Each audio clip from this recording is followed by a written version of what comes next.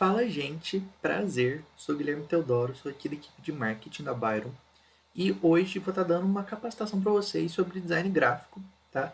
A gente vai falar um pouquinho sobre design gráfico, sobre propriedades da percepção, as leis de Gestalt, aquilo tudo focado mais no design geral, tá? Se vocês tiverem mais interesse em entender um pouco sobre, por exemplo, heurística de Nielsen e essas coisas mais voltadas para a web, então recomendo que vocês vão fazer a capacitação de design mesmo web. Show? Aqui a gente vai ver design no geral e um pouco da história do design para a gente poder entender o contexto das coisas. Às vezes eu vou estar olhando aqui para o lado, porque eu tenho um outro monitor aqui que tem outras informações para poder ir vendo minhas coisas. Fechou? Deixa eu só abrir meu documento aqui. Beleza. Então, vamos lá. Falando aqui um pouquinho sobre design para vocês. Primeira coisa que vocês têm que entender. O bom design, ele é invisível. Então, vocês nunca vão perceber quando o bom design acontece. Vocês vão sentir. E ele vai ser a solução para vocês naquele momento. Tá? E toda essa questão de estudo de design começou lá na Alemanha com uma querida escola chamada Gestalt, que era uma escola de psicologia, que eles começaram a estudar todas essas coisas aí sobre como a galera interpretava o mundo, como eram essas propriedades da percepção em relação ao mundo. Show?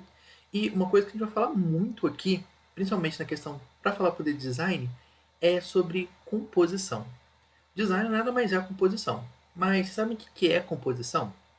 Composição, ela é a ordenação dos elementos visuais no espaço. Então, isso é um pouco de cor, as formas, as fontes, simetria, o próprio espaço em si faz parte da composição. Composição também é uma coisa que vocês vão ver muito em fotografia, né? Porque tudo se compõe ali no seu cenário que você vai montar. Mais que design também é composição. Tudo que está enquadrado aqui na sua tela envolve composição. Beleza. E aí, como a gente está falando aqui de composição, os elementos eles têm relações entre si para poder criar essa composição. E esse sistema de relações é o que a gente vai estudar aqui. Todas as propriedades, as leis de Gestalt, são todas relações entre os elementos que estão dentro de uma composição. Beleza. Então, eu falei ali um pouco de Gestalt, né, da história da escola de Gestalt, que escola de psicologia, início do século passado, que eles estudavam a percepção do mundo e eles trouxeram ali 4 propriedades da percepção, né? Que é como a galera interpreta o mundo, como eles enxergam o mundo ao redor de nós, porque cada um enxerga de uma forma. Então, tentaram padronizar isso. Então, para isso, a gente vai estudar essas 4 propriedades aqui. Eu trouxe exemplos de cada um para a gente poder entender visualmente como é. Afinal, o design é muito visual, né? Então, para a gente poder entender como cada um. Show? Então, dessas 4 propriedades da percepção, lá no início do estudo de design, a primeira era essa questão da emergência, né? Que é o que está exemplificado aqui. Sempre que você for ter contato com alguma coisa, sempre vai olhar o todo primeiro e depois você vai começar a olhar as suas individualidades, né? Aquelas coisas que compõem o todo. Então, isso é o princípio da emergência, que é como vocês podem ver aqui nessa foto, né? Que quando vocês têm o primeiro olhar sobre ela, vocês veem um homem ruivo. E depois, quando vocês começam a observar mais, vocês veem que na verdade são um chapéu, isso é uma pessoa, isso aqui são casas, plantas. Então, isso é um exemplo de emergência, né? Vocês primeiro veem o todo e depois entende o que é o individual que compõe esse todo. Show? Logo após isso, a gente tem a reificação. Eu já vou partir aqui, por exemplo, que eu acho que vai ajudar vocês a entenderem melhor. A reificação é o preenchimento, mesmo que falte alguma parte dele. Então, isso aqui são alguns exemplos, né? A gente tem isso aqui do Johnny Walker, da WWF, que é aquela ONG que tem. Isso aqui eu não sei logo do que é, mas tudo é exemplo de reificação. Você pode perceber que não são imagens completas. Sempre tem esse espaço negativo, esse espaço em branco aqui, aqui espaço em branco, aqui espaço em branco. Mas você consegue compreender a imagem. Sabe que aqui, isso aqui são botas, isso aqui é meio que um muleta, um cajado, não sei qual é o nome, um bengala. Isso aqui compõe uma pessoa, mesmo que não tenha toda a imagem preenchida. Você consegue perceber que aqui é um panda, mesmo que não tenha a parte preenchida, que aqui é uma bola com espinhos. Então, reificação é isso, é você conseguir preencher esse todo, mesmo que falte algumas partes, mesmo que não esteja tudo preenchido, com essas partes negativas. Depois, a gente tem a multiestabilidade, que é a interpretação ambígua. É você entender ali que tem mais de uma visualização para uma imagem. Então, multistabilidade e emergência andam meio que lado a lado ali, né? Porque na multistabilidade você está vendo aqui que existem mais de uma interpretação para uma imagem. Então, por exemplo, nesse elefante aqui, quantas patas esse elefante tem? Isso é uma questão de multistabilidade, certo? Aqui também, isso aqui é tanto emergência quanto multistabilidade. Nessa imagem, você percebe que é uma árvore, mas ao mesmo tempo você vê dois animais aqui se encarando nos espaços negativos. Então também entra reificação, então é um pouco de tudo, sabe? Propriedade de percepção está tudo interligado. E para a gente poder finalizar, voltar aqui, a gente vai falar um pouco sobre invariância, né? Que entra aqui nessa parte de uma imagem consegue ser reconhecida independente da forma, da sua escala, da sua perspectiva, né? Isso entra bastante, por exemplo, já viram aquela pintura dos relógios de Salvador Dalí, que tem aqueles relógios derretidos, essas coisas? Então, você consegue perceber que aquilo são relógios, mesmo que eles estejam distorcidos. Isso entra muito também em pessoas. Você pega aquela pintura da Tarsila do Amaral, né, que é aquele homem sentado, aquele pé esticado assim, você entende que aquilo é uma pessoa. Então, isso também entra como invariância, tá? É você entender figuras mesmo que elas estejam distorcidas. Show! Partindo daí, das propriedades da percepção, que era o que era estudado lá em Gestalt, eles criaram ali as 8 leis de Gestalt. Beleza? É, isso é um resumo, então vocês vão entender muito que essas leis gestal estão muito relacionadas com as propriedades da percepção, e depois, quando a gente vai falar das leis do design gráfico, você vai perceber que elas estão muito relacionadas com tudo, tudo está interligado, e uma é derivada da outra. Então vocês vão perceber que às vezes tem o mesmo nome porque tem o mesmo significado. Beleza. As leis de Gestalt, elas são 8. Aqui tem 3, aqui tem 3, aqui tem 2. E aí eu vou explicá-las aqui brevemente para vocês. E aqui a gente tem um exemplo de cada uma, tá? Então depois a gente vai partir por exemplo, mas primeiro eu vou só explicar a passada geral. E depois vocês podem ir pegando, né? Os slides vão estar disponibilizados para vocês também. Pode abrir o slide, pode abrir ali a imagem para você poder entender os exemplos de cada uma. Fechou? Então deixa eu ajustar aqui no meu outro monitor também. Beleza. Então, a primeira lei de Gestalt, a gente trabalha a questão da unidade. O que é a unidade? Você tem um elemento que ele tem variâncias ali e que quando você junta todos eles, você consegue ter uma figura. Então, isso entra muito em emergência, sabe? Emergência é aquilo que eu tinha falado. Você vê primeiro o todo e depois suas partes individuais. Então, a unidade entra nisso. Você vê o todo que é formado pelas unidades individuais daquela figura. Isso é unidade. A gente tem proximidade também. Isso é bem autoexplicativo, né? Elementos que estão próximos um do outro ali, eles acabam sendo processados juntos. Então, você começa a pensar, eles têm alguma correlação, eles significam algo juntos. Então, por exemplo, aqui você consegue entender que esse tópico aqui, ó, que tem esse marcador, tem esse X, tem esse subtítulo, tem esse corpo do texto, que isso aqui é um tópico de informação. E que todos eles, cada um é um tópico diferente. Então, esse tópico aqui está relacionado com esse está com esse. Por quê? Por causa da questão da proximidade, tá? E o contrário também acontece. Então é muito importante vocês entenderem essas questões da propriedade da percepção visual, das leis de Gestalt, das leis de design, para vocês também saberem que não só elas se aplicam, como o oposto delas também é muito importante. Então, você entender que o oposto de proximidade é o quê? É distância. Então, por exemplo, você sabe que esse subtítulo aqui, esse corpo do texto, ele está distante do título principal. Então, não necessariamente eles têm uma relação direta, sabe? Ele tem mais relação com isso aqui, que é o que está mais próximo.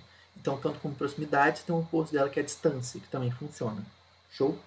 Então, depois a gente também tem a continuidade, que é a questão de linhas que conduzem o olhar. Isso é muito usado em fotografia e principalmente no design, a gente usa para movimento, para trazer essa ideia de movimento. Então, já devem ter visto, por exemplo, nos posts da Byron, que a gente tem algumas linhas, alguns elementos que atravessam as páginas, né? Isso é continuidade. É você conduzir a visão do seu telespectador, da pessoa que está vendo ali seu post, e induzir ela a caminhar pela sua arte, tá? Então, continuidade é um pouco disso também. E a gente trabalha muito com isso na Byron, né? A gente trabalha muito com figuras curvas. Nos slides não tem muito, mas nos posts nossos, se vocês forem olhar, todos os posts carrosséis tem isso. Depois, a gente tem o fechamento. O fechamento é igualzinho a reificação. É trabalhar com espaços negativos, sabe? É aquele mais do Johnny Walker, da WWF, que tá faltando uma parte, mas você consegue entender a imagem inteira mesmo faltando ela. Por causa justamente desses espaços negativos ali. E o seu cérebro que ele tem a memória para poder preencher as imagens baseado nisso. Depois, a quinta lei de Gestalt, semelhança, né, que eu trabalho ali com agrupamento. Então, é você pensar que elementos ali que têm características parecidas, eles vão provavelmente significar a mesma coisa, né? Vocês vão ver isso bastante no exemplo. E isso entra muito bastante em padronização, em criação de identidade visual. Então, por exemplo, este xizinho aqui. Você percebe que este xizinho ele está sempre acompanhando o corpo do texto. E você percebe que ele se repete. Então, o que você pode deduzir? Que toda vez que é um xizinho, na frente dele vai ter o corpo do texto. Vai ter um texto diferente explicando o que é o tópico de cima, que é esse aqui. Isso é semelhança. É você entender que formas que têm características parecidas ali, seja em cor, seja em formato, seja em peso, em fonte, eles vão estar significando a mesma coisa, entendeu? E isso não vale só para elementos, vale também para textos. Então, por exemplo, que esse texto negrito, todos os textos negritos estão aqui em cima, igual aqui, eles são títulos. Esse aqui, que são em peso mais leve, mais light, mas em tamanho ainda grande, eles são subtítulos. E esses menores são corpos do texto. Beleza? Então isso é o que é semelhança. Segregação, ela é a questão do contraste.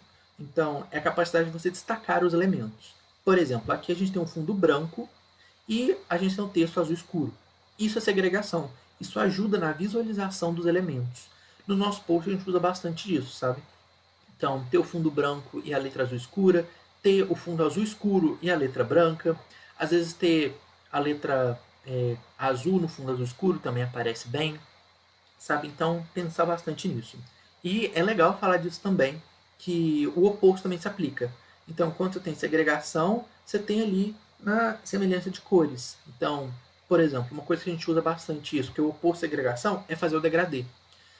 Na Bayer a gente tem algumas cores, né? E uma das cores, duas das cores que a gente usa é o azul claro com o verde água. Eu acho que o verde água é mais esse aqui. E aqui é o azul claro. Então, a gente tem o nosso degradê, que é esse xizinho aqui, ele está no degradê. Ele começa no verde água e termina no azul claro. Então, isso é o oposto à segregação. Não são cores tão opostas, são bem similares ali, bem alinhadas em harmonia, que quando você coloca elas para fazer um degradê, fica muito natural. Então, isso entra como oposto à segregação, sabe? Entra como harmonia. Então, segregação é essa parte de você poder distinguir, né, com mais facilidade as coisas por causa de suas cores, suas características em relação ao ambiente. A sétima lei de Gestalt que a gente tem é a unificação, que entra muito aí agregando semelhança e proximidade, que é você entender que formas similares elas se juntam para poder gerar composições ali. Então, nessa parte da unificação, beleza. Nessa parte da unificação é você entender que as coisas juntas significam alguma coisa. Depois dá uma pesquisada no Google ali que também dá para entender bem. Show? A gente também tem essa parte da pregnância de forma, que é a última lei de Gestalt, que é a facilidade que você tem de distinguir elementos num campo visual. Então, você pegar ali uma imagem, por exemplo, você está andando por Paris e você vê a Torre Eiffel tem uma pregnância de forma muito forte. Você sabe como é o formato dela, sabe quais são as suas características, então você bate o olho em qualquer coisa que se parece com ela, você consegue identificar que é ela. Então, aí você entra para um ambiente, por exemplo, muito poluído, muito colorido, a pregnância de forma sua seria a capacidade de você conseguir distinguir cada elemento que está ali. Então, se você pega um lugar com poluição visual, a pregnância de forma vai ser baixa, porque você não vai conseguir distinguir os elementos com facilidade e com rapidez, entendeu? Você não vai conseguir ser ágil nisso. Igual eu falei, por exemplo, o oposto seria a Torre Eiffel, que você vai estar lá, tá o cenário todo limpo e tem só a Torre Eiffel. Então você consegue identificar claramente que é a Torre Eiffel. Então isso é pregnância de forma. E aqui tem um pouco do exemplo de cada uma, né, para vocês poderem entender na prática de cada um. Então, acabei de falar de pregnância de forma, então acho que isso é o mais simples. Você consegue ler, por exemplo, o que está escrito Gestalt, né? Então, isso é um exemplo de pregnância de forma. É você identificar que, apesar de todos os elementos diferenciados, isso aqui é uma palavra. Show? Beleza. Depois a gente tem a unidade, que foi o que a gente falou bem lá no início, que é vários elementos que são parecidos ali, mas tem uma diferenciação em característica que forma uma coisa maior. Lembra ali também a parte da emergência, que eu falei das propriedades da percepção visual, que você percebe aqui que são barras com tamanhos diferentes que formam a letra T. Então você primeiro vê o todo, né, da emergência, o T, e depois você percebe que são barras de tamanhos diferentes formando esse T. Show? Depois da unidade, a gente tem a unificação, que foi o que eu falei, né, que formas similares se unem para poder gerar uma composição simétrica, que é tanto ali a parte do G como a parte da palavra Gestalt em si. Você tem a parte do fechamento, que é aquela parte dos espaços negativos de reificação, que eu tinha falado antes também, que por mais que tenha esse espaço em branco aqui no G, você consegue ver que ele é um G, mas tem faltando essa parte. Então, isso é a parte do fechamento. Teu cérebro completa a letra baseado na sua memória. Você tem a proximidade, né, que elementos agrupados geram algum sentido. Então, você tem todos esses quadradinhos agrupados geram a letra E. Isso também enquadra emergência, que igual eu falei antes, né, que você vê primeiro o todo e depois você vê os quadradinhos. Você tem a continuidade, que são as linhas que conduzem a visão da pessoa. Então, essa linha aqui que atravessa o S, esse é um exemplo de continuidade. Opa, vou descarregar aqui. Beleza. Você tem a segregação, que é a capacidade de você entender que são duas letras diferentes, apesar de elas estarem unidas, tá? E você tem a parte da semelhança, que são elementos com características parecidas que tendem a significar a mesma coisa. Então aqui você tem um conjunto de barras que forma a letra T e você tem um conjunto de barras similares que também forma a letra T. Então isso enquadra em semelhança. Show? Beleza. Essas foram as 8 leis de Gestalt. E aí, depois que teve o estudo das percepções, das propriedades da percepção visual, depois que teve essa parte das leis de Gestalt, chegamos às queridas leis do design gráfico. Aqui temos uma foto da Babi fazendo 4, mas são 5 leis do design gráfico, então por isso coloquei 4 mais 1, tá? São 5 aqui. Opa. São 5 aqui. Então, como eu disse para vocês vão ver que essas leis do design gráfico, elas se assemelham muito às propriedades da percepção e muito às leis de Gestalt. Está tudo relacionado. Afinal, um veio depois do outro. Um veio baseado nos estudos do outro, tá? Então, as leis de design gráfico, a gente tem aqui a proximidade, que ela é exatamente a mesma coisa da lei de Gestalt. Elementos próximos sugerem algum tipo de relacionamento, enquanto elementos distantes sugerem diferença. Mesma coisa, sem tirar nem pôr. É a lei de Gestalt em si. Alinhamento. Esse aqui é novo, mas vocês vão entender bem porque ele é bem autoexplicativo. Que é trabalhar na parte estética. Que é muito se entender que coisas que têm alguma conexão, elas têm um posicionamento harmônico, elas são relacionadas de certa forma. Então, por exemplo, o que seria alinhamento aqui nesse slide? Você pode perceber que aqui, ó, o título e esse marcador estão todos numa mesma linha, tem o mesmo espaçamento da borda. Aqui os subtítulos também têm o mesmo espaçamento, os marcadores em X também têm o mesmo espaçamento, aqui também tem o mesmo espaçamento. Pode perceber ao longo dos slides que a nossa logo ela ficou centralizada o tempo todo. Pode perceber também que essa imagem aqui, dificilmente ela muda, aqui não mudou um pouco dela, mas ela está sempre no canto. Então, isso é alinhamento, tá? É você... como é que eu uso a palavra para fazer isso, além de alinhar? Você vai colocar tudo numa mesma linha, tá? E a gente usa isso bastante também nos posts, quando a gente vai colocar alinhada à esquerda, alinhada à direita, alinhada ao centro, essas coisas. Eu não sou muito fã de ter justificado, mas se vocês quiserem usar, fiquem à vontade, tá? E o alinhamento ele serve bastante para isso, não só para textos, como para você alinhar elementos para ficar mais harmônica a sua composição. Show! A terceira lei do design gráfico, a gente tem a parte de equilíbrio ou balanço, que é a distribuição do peso na sua composição. Então, é você pensar bastante em espaço de respiro. Como assim? Você não precisa preencher tudo, tá? Espaços brancos são muito poderosos na sua composição. A pessoa que vê, ela precisa disso para poder... Calma aí. Falei bastante. A pessoa que vê, ela precisa de espaços brancos para poder ter esse espaço de respiro, poder ter esse momento de processar a imagem. Então, equilíbrio e balanço é, por exemplo, eu poderia ter colocado muito bem, diminuído a fonte disso tudo e colocado outra imagem aqui. Ficaria uma imagem de cá, uma imagem de cá e o texto tudo no centro. Isso não teria equilíbrio e balanço, porque ficaria muito poluído, ficaria muito concentrado as coisas. Então, isso é trabalhar com distribuição de peso visual na sua composição. A quarta lei do design gráfico é a parte da repetição, que entra muito na parte de semelhança, né, e de unificação.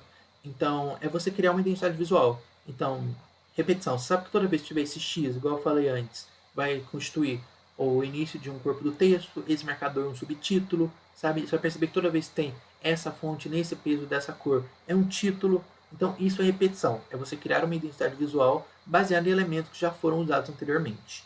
Show? E a última lei do design gráfico é a parte do contraste, que é ali a segregação. Né? É você quebrar um padrão, você quebrar ali um contexto que tá para poder chamar a atenção do telespectador, da sua pessoa que está vendo. Essa parte do contraste ela é essencial para você trabalhar com a criação de uma hierarquia visual e para você também trabalhar com a melhor visualização dos seus elementos. Não sei se vocês sabem o que é hierarquia visual, Mas hierarquia visual. Hierarquia é posições de poder, né? É uma posição que fica uma coisa em cima da outra. Hierarquia visual é essa ordem que você vai ver as coisas. Então, por exemplo, vou voltar nesse slide aqui. Qual que seria a hierarquia visual? Primeira coisa que vocês vão ver, este título aqui. Porque ele está maior, ele está com um peso mais forte, ele está com uma cor mais forte. Então a tendência é que vocês vejam isso aqui primeiro. Qual que é a segunda coisa que vocês vão ver aqui? Provavelmente a imagem, porque ela também está mais escura, está ocupando maior parte, está chamando mais atenção. E depois, esse subtítulo aqui, porque ele está menor que esse, mas maior que os demais, né? E depois, por último, vocês vão ler isso aqui, porque são textos mais longos, com uma fonte menor. Então, isso é contraste, isso é hierarquia visual, tá? Show! Terminamos aqui as leis do design gráfico. Vocês podem perceber que uma coisa está muito relacionada com a outra, tudo se comunica. E é muito importante vocês sempre lembrarem disso. Para que serve essa capacitação aqui? É para vocês, sempre que vocês terminarem de fazer uma arte, vocês olharem e falar, eu respeitei tudo isso, sabe? O meu post tem, por exemplo, o contraste, o meu post tem o equilíbrio, tá tudo alinhado, as coisas ali que têm semelhança, elas têm proximidade entre si para gerar um sentido, tem hierarquia visual, às vezes já aconteceu de você fazer uma arte, assim, de ouvir a gente fazer arte, e ela ir fazer... ela ia fazer, por exemplo, tudo com fonte bold, né? Aquela fonte mais grossa. Então não tinha uma hierarquia visual, porque tudo tinha o mesmo peso, tinha o mesmo, o que diferenciava era o tamanho, mas era tudo o mesmo peso, então era difícil de você focar. Isso não, tá errado. Era difícil de você focar em alguma coisa só. Então, isso é o que você vai fazer com toda essa capacitação de design. Você não precisa decorar as coisas, mas é você entender. Né? Você pode usar os slides ali, usar os termos, os contextos ali. É você entender o que é cada uma, né? E você sempre pensar, putz, às vezes pode ter alguma coisa errada com o meu post, mas eu não vou saber exatamente o que é. O que está errado com o meu design? Pô, olha ali, volta ali, pesquisa ali quais são as leis de Gestalt, dá uma olhada nos tópicos, vê se se enquadra tudo, vê se está tudo sendo respeitado, vê as leis de design gráfico, beleza. Então, isso é um pouquinho da recapitulação ali. E, para finalizar, ó, último slide aqui, 3 de 3, não tem mais nada depois.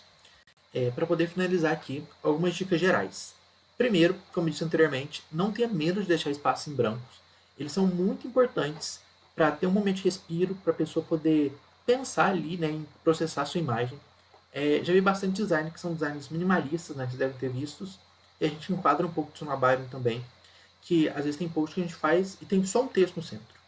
Tem um fundo mais leve, né, com poucos detalhes, e um texto no centro. Minimalismo. Tem um espaço em branco enorme em volta, mas é harmônico. Por quê? Porque está centralizado, está equilibrado e a pessoa consegue ler, processar a informação e processar todo o seu design facilmente, sem ter muitos elementos para chamar a atenção. Então, não tenho medo de deixar espaço em branco no design de vocês, tá? Só deixem da forma certa. Vocês vão aprender isso com o tempo. Sempre lembrem, quando for fazer as coisas de vocês, da hierarquia visual, que foi o que eu expliquei para vocês, né, de textos com pesos, cores e tamanhos diferentes, né, do contraste, para poder chamar atenção para onde você quer, para poder ficar fácil de legibilidade.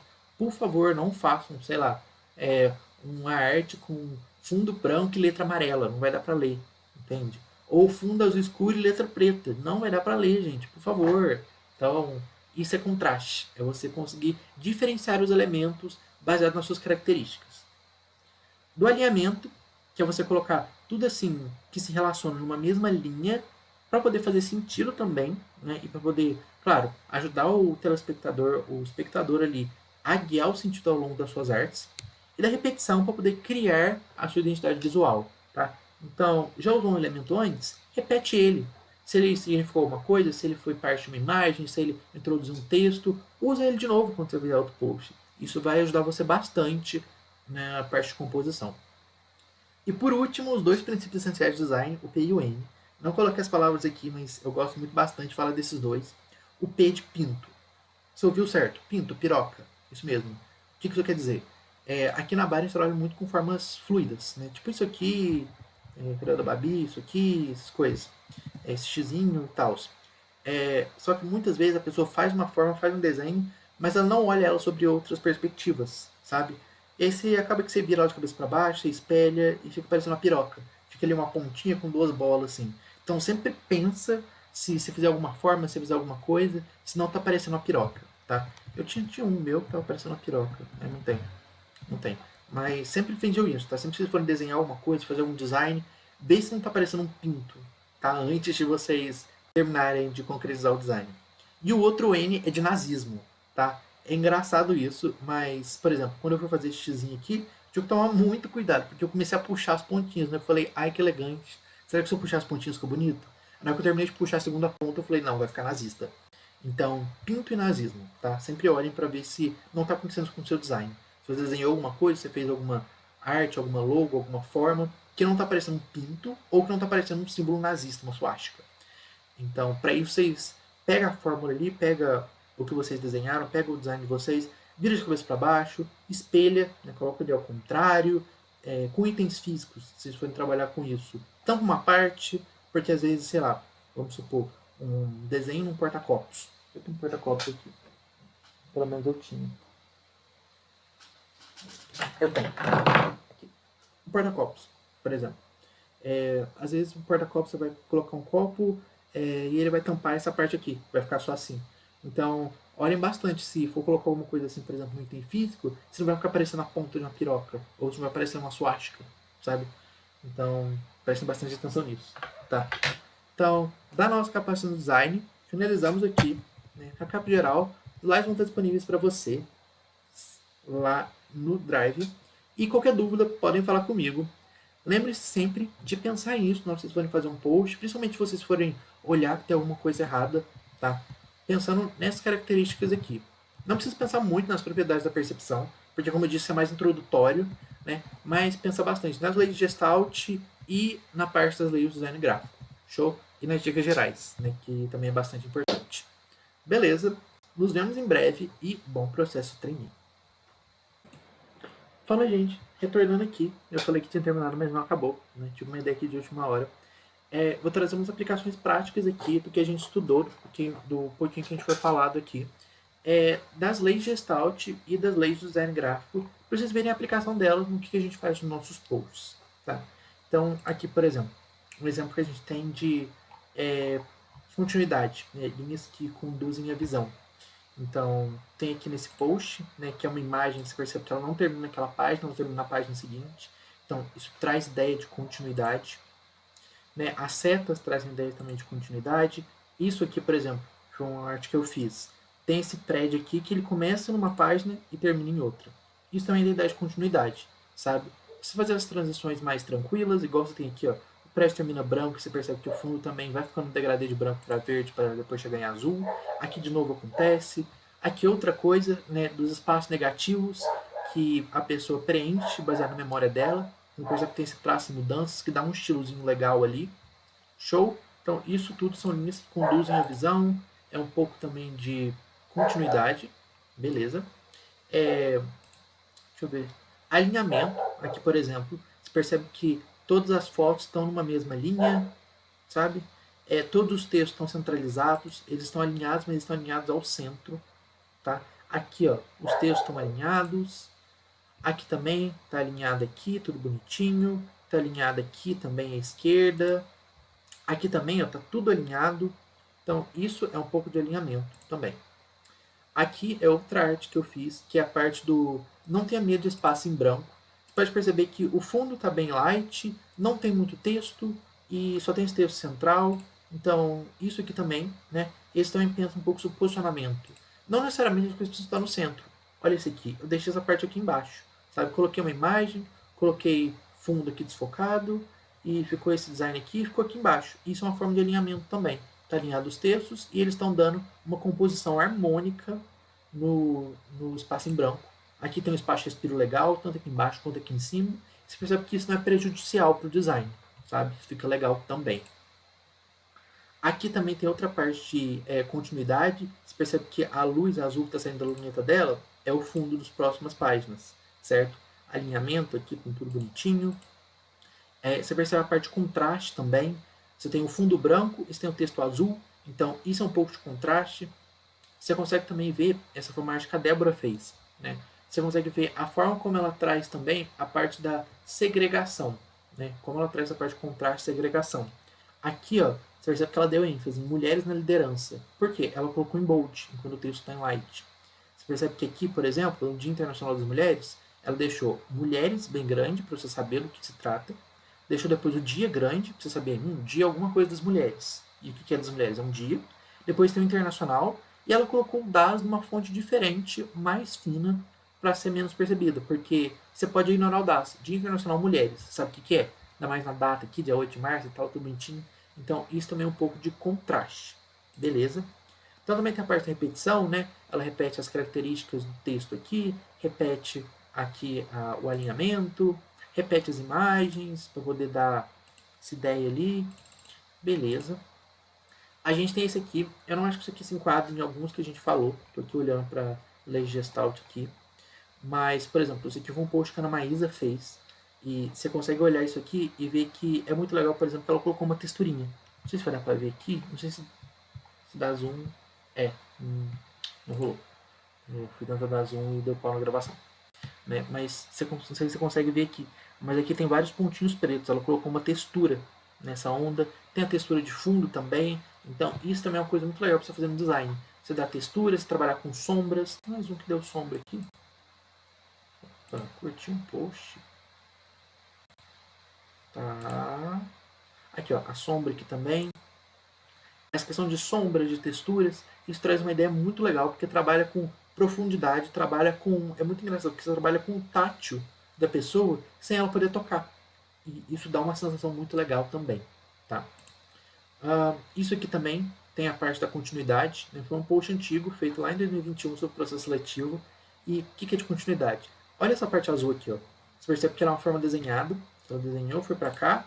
Aí ela continua aqui, faz a curva, continua aqui, faz a curva, continua aqui, faz a curva, continua aqui, faz a curva e termina de cá. Então isso também é um pouco de continuidade, tá? De linhas que conduzem a visão da pessoa, sabe? Que vai estimulando a pessoa a passar pelo post. Aqui você percebe hierarquia visual, então você percebe que aqui está maior com bold, aqui está tudo do mesmo tamanho, mas tem as partes mais importantes de bold. Você percebe que tem os espaços negativos, né? Então não está totalmente preenchido. Deixa eu pegar um mais light aqui. Esse aqui nem tanto. Esse aqui, por exemplo, tem espaço em branco aqui, aqui, aqui. São espaços respiros que estão muito bem aplicados, tá? Então, isso são algumas artes legais. Aqui, outro exemplo de linhas que conduzem a visão. Aqui são as nossas metas, né? A gente tem, vocês vão aprender isso, aí deve ter aprendido já. Vocês vão se acostumar também no onboarding. As metas de autocrescimento, de J colaborativa, de J inovadora. Você tem as linhas aqui, ó, que conduzem a visão, como um gráfico subindo. E aí isso também conta com uma ideia, né? Porque essas metas, por exemplo, para você bater a conectada, você precisa ter batido o autocrescimento. Para você bater aqui a parte de impacto, você precisa ter batido a conectada e o autocrescimento. Então, não só a linha de continuidade, mas também que faz sentido a ideia que quer ser passada. Entendeu? Aqui também tem a parte de preenchimento, a parte em branco, a parte dos espaços negativos, porque esse branco aqui são as setas que a gente tem, né? Setas do nosso logo. Aqui também a parte dos espaços em branco também. Você tem espaços respiros muito bem. Esse texto podia tanto ser assim, como ele podia ser centralizado também, que ia ficar muito legal. Sabe? Então, é pensar nisso quando for fazer o design. Deixa eu ver se faltou algum aqui. O resto é bem autoexplicativo. Deixa eu ver se tem mais algum. Tem esse aqui também. Esse aqui é um post que a Giovana fez. Que lindo, Giovana. Olha que bonitinho. É um post que ela fez e dá para ver bastante o contraste. Então, o fundo está bem escuro e aqui tem o quadrado branco. E aí o texto está da mesma cor que o fundo. Só que como ele tem um quadrado branco entre eles, fica muito fácil de você ler. É muito fácil o contraste. E tipo, tá muito bem feitinho também, né? Então, é assim que vocês aplicam. Vocês olham ali, vê um pouco de como estão nossas artes, faz uma linha na nossa identidade visual e vai pensando nesses tópicos aqui, né? Principalmente das formas aqui que eu fui trazendo para vocês. Pensem em textura, né? Pensem em contraste, pensem ali em linhas que conduzem a visão, em espaços de respiro, as texturas aqui de fundo, as linhas, né? Os fundos que começam numa página e completam o fundo da próxima página.